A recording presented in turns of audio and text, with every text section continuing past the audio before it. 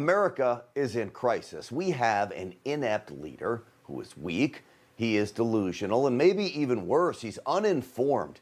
If Joe Biden is actually in charge, he needs to fire nearly everyone around him, but he can't do that because he's a puppet. After watching his disastrous interview with ABC's George Stephanopoulos today, I am convinced that Joe Biden is being sheltered from the news media and sheltered from information. I do not believe that Joe Biden is even monitoring news reports out of Afghanistan. His handlers are giving him only the information they want him to have. How else can you explain his delusion and unapologetic reaction to what's unfolding in Afghanistan? Still a lot of pandemonium outside the airport. Well, there is, but look, but no one's being killed right now. God forgive me if I'm wrong about that, but no one's being killed right now. He just knocked on wood.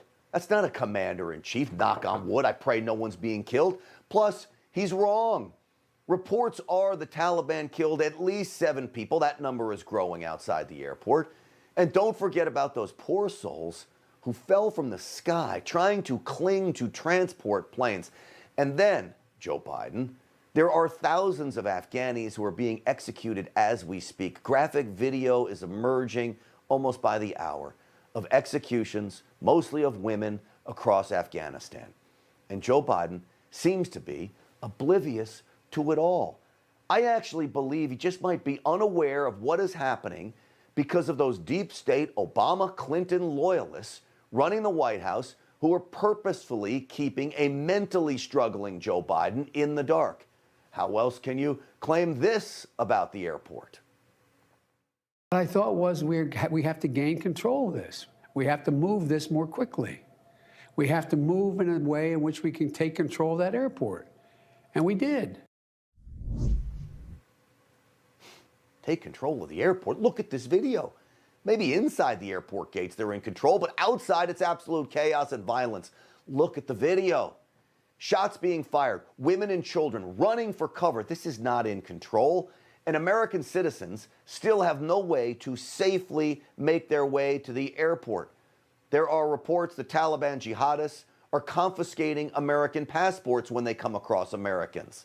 And today, the Pentagon quietly revealed the real possibility that Americans, already abandoned, could be left behind for good. The devil's always in the details.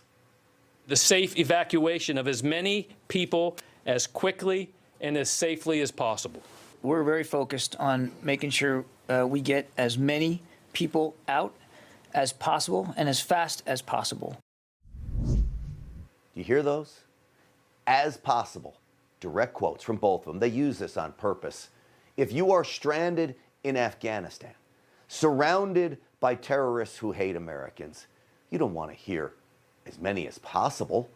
You want to hear the Pentagon warn the Taliban, do not make a move on any American or hell will be unleashed upon you. You would like to hear, we are coming for you. The Marines are on the way. You would like to hear, we will not leave any American behind, no matter how dangerous it may be. Help is on the way because you're an American and we respect your life.